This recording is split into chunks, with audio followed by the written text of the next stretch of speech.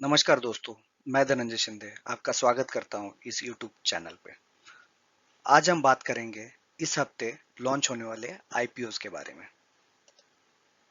Camps Computer Age Management Services, Chemcon Speciality Chemicals, ये दो IPO आज यानी 21 सितंबर को लॉन्च हो रहे हैं और कल लॉन्च होगा एंजल ब्रोकिंग का IPO। आज हम इस वीडियो में जानेंगे एंजल ब्रोकिंग के IPO के बारे में। तो चलो दोस्तों स्टार्ट करते हैं।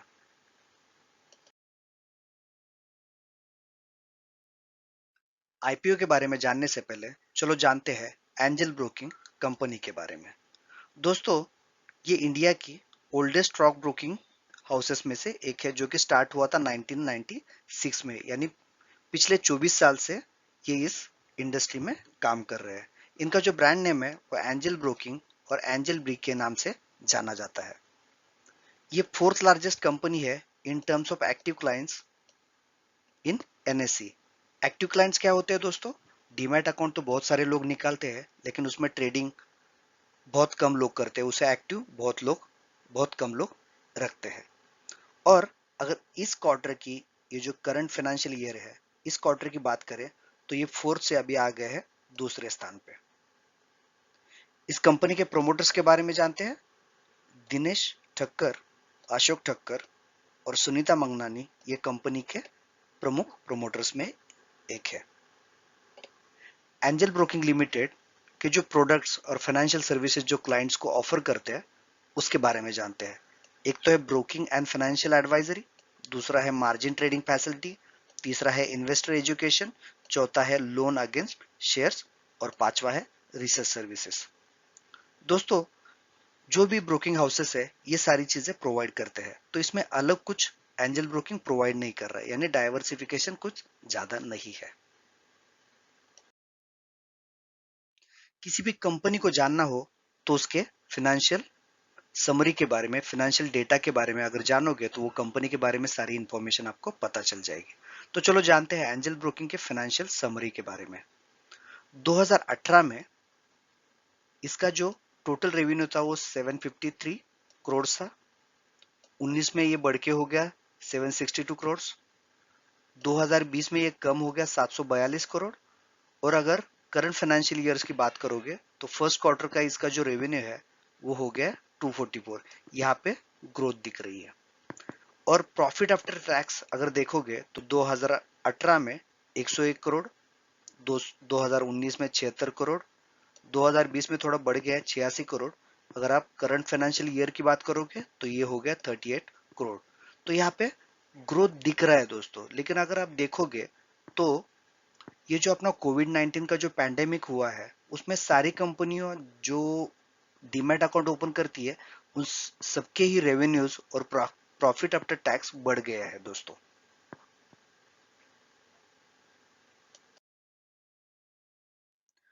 अब जानते हैं एंजल ब्रोकिंग के आईपीओ के बारे में। जैसे कि मैंने बोला था ये आईपीओ ओपन हो रहा है 22 को। Book build issue IPO type है। इस आईपीओ से कंपनी जुटा रही है 600 करोड़ रुपए। फ्रेश इशू है इसमें से 300 करोड़ का, और जो प्रोमोटर बेच रहे हैं वो है 300 करोड़ रुपीस अलग से।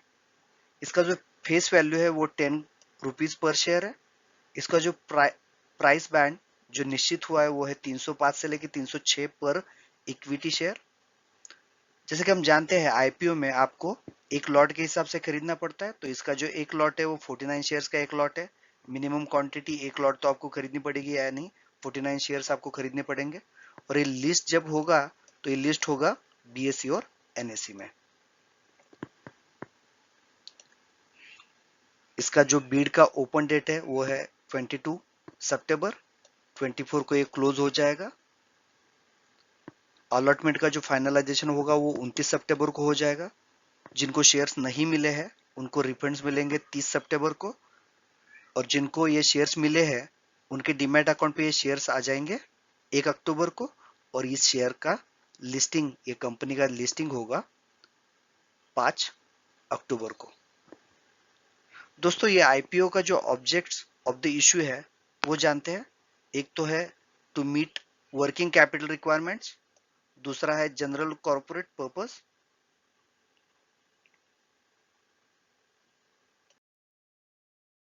अब जानते हैं एंजल ब्रोकिंग की इस आईपीओ में रिटेल इन्वेस्टर कैसे निवेश कर सकते हैं। जैसे कि मैंने बताया था, सिंगल लॉट आप खरीद सकते हो। 49 का एक लॉट है, तो 306 के हिसाब से आपको देना पड़ेगा 14,994 रुपीज।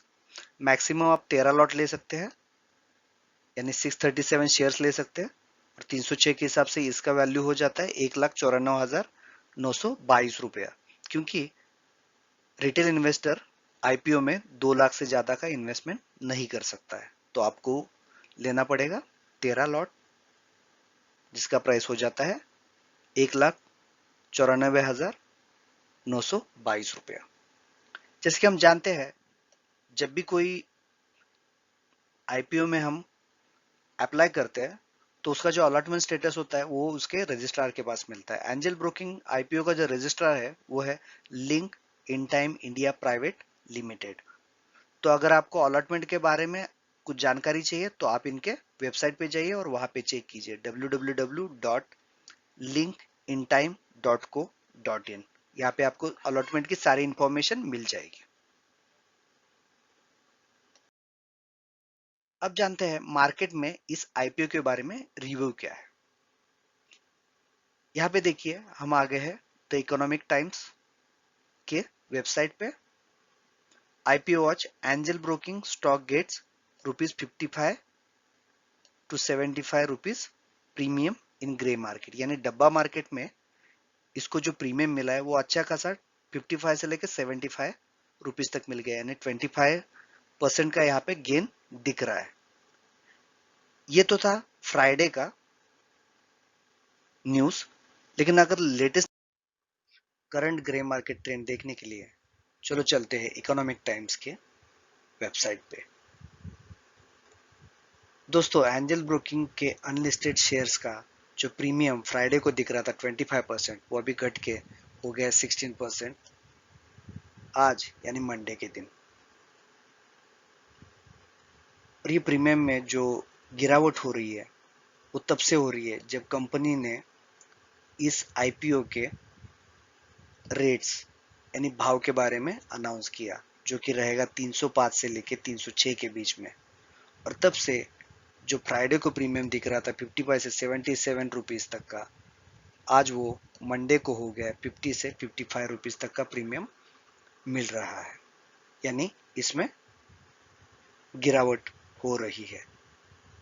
और ऐसा क्यों हो रहा है? क्योंकि मार्केट को ऐसा लग रहा है कि एंजल ब्रोकिंग का जो प्राइस बैंड सुनिश्चित किया गया है 305 से लेकर 306 तक, वो ओवर वैल्यूड है। और इसकी वजह से ये प्रीमियम में गिरावट हो रही है ग्रे मार्केट में। तो इस वीडियो के माध्यम से मैं आपको ये कहना चाहता हूँ कि आप इसमें इन्वेस्टमेंट करना चाहते हो लिस्टिंग गेन के लिए, तो 16 से लेकर 20% के ऊपर इसमें लिस्टिंग गेन मिलने के चांसेस बहुत कम है। और ऐसा भी हो सकता है कि इसमें आपको लिस्टिंग गेन ना मिले। इसके लिए मैं कह रहा हूँ, अगर आप इसमें इन्वेस्टमेंट करना चाहते हो तो बहुत कम इन्वेस्ट करें ताकि आपको नुकसान ना हो।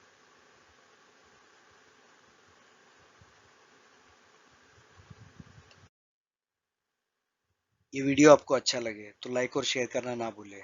और आप इस चैनल पर नए हो तो सब्सक्राइब जरूर करें। हैप्पी ट्रेडिंग दोस्तों।